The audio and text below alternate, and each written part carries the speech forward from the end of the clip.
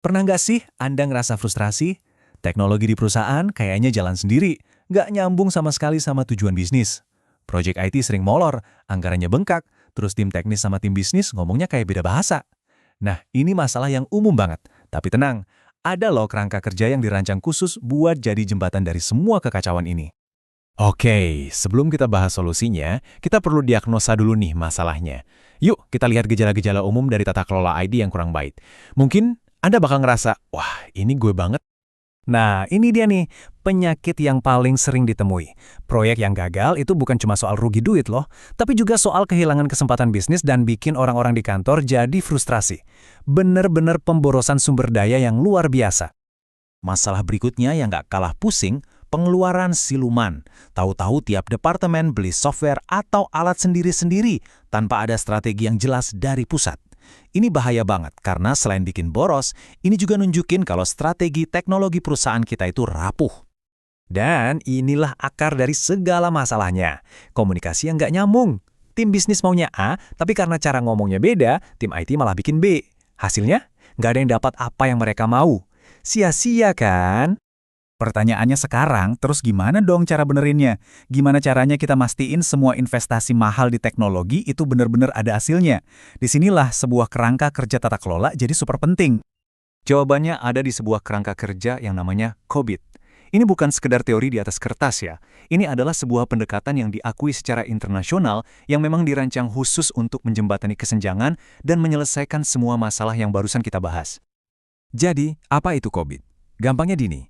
Ini bukan cuma aturan buat orang IT, bukan. Ini adalah kerangka kerja tata kelola untuk seluruh perusahaan. Tujuannya cuma satu, memastikan informasi dan teknologi yang kita punya itu aktif mendukung dan mendorong bisnis kita biar makin maju. Intinya, COBIT itu fokus pada dua hasil utama ini. Pertama, setiap rupiah yang kita keluarkan untuk teknologi wajib memberikan nilai yang nyata buat bisnis. Kedua, kita tahu teknologi itu ada risikonya, dari serangan cyber sampai sistem error. Nah, COBIT ini bantu kita mengelola semua risiko itu dengan efektif. Biar lebih kebayang cara kerjanya, kita perlu bedah dulu nih struktur COBIT. Yuk, kita lihat 5 pilar utama yang jadi fondasinya. Nah, yang keren dari 5 domain ini adalah mereka membentuk siklus yang lengkap. Biar gampang, bayangin aja kayak lagi bangun rumah. IDM itu adalah visinya pemilik rumah alias dewan direksi yang nentuin arahnya mau gimana. Terus, APO itu blueprintnya dari arsitek yang merencanakan gimana IT bisa dukung bisnis. BI itu proses konstruksinya saat solusinya dibangun. DSS itu saat rumahnya udah jadi dan kita tinggali sehari-hari. Semua harus berjalan lancar. Dan terakhir, MEA itu inspeksi rutin buat mastiin semuanya masih sesuai standar dan tujuan awal. Lengkap kan? COBIT itu nggak cuma kasih kita peta jalan loh, tapi juga ngasih semacam penggaris untuk mengukur sejauh mana kemajuan kita di perjalanan ini. Kutipan ini benar banget. Tanpa adanya pengukuran, semua usaha perbaikan kita itu cuma tebak-tebakan. Tata kelola yang baik itu butuh data dan pemantauan yang jelas, biar kita bisa ambil keputusan yang tepat. Disinilah konsep tingkat kemampuan ini berperan. Anggap aja ini kayak rapor atau level di game. Kita bisa menilai dan ngasih skor seberapa matang sih proses-proses di perusahaan kita. Mulai dari level 0, di mana prosesnya acak-acakan, sampai level 5, di mana prosesnya udah canggih dan terus-menerus dioptimalkan. Nah, grafik ini nunjukin perjalanannya dengan jelas. Tujuannya itu bukan untuk jadi sempurna dalam semalam, itu mustahil.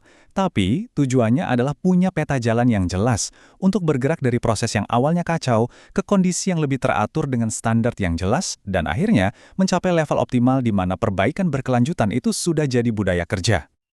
Oke, teori terus mungkin bosen ya. Semua ini nggak ada artinya kalau nggak bisa diterapkan di dunia nyata. Jadi gimana sih cara kerjanya dalam praktek? Yuk kita intip satu studi kasus. Kita akan lihat kasusnya HMA, sebuah perusahaan penyedia air minum. Masalah mereka klasik banget. Proses catat meteran air masih manual, nggak efisien, dan sering banget salah catat.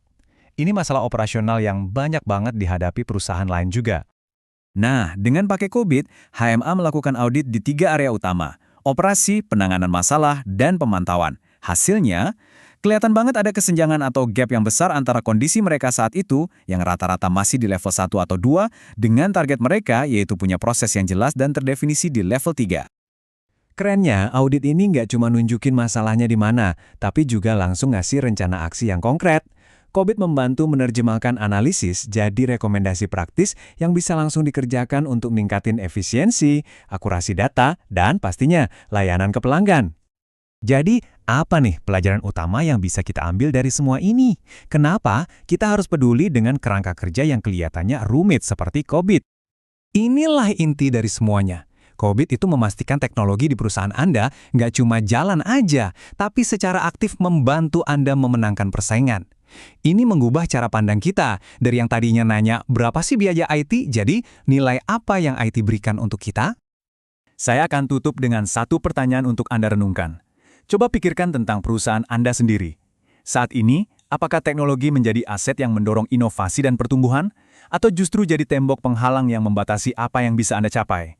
Nah, COBIT ini menyediakan alat untuk memastikan teknologi Anda selalu jadi pendorong, bukan penghambat.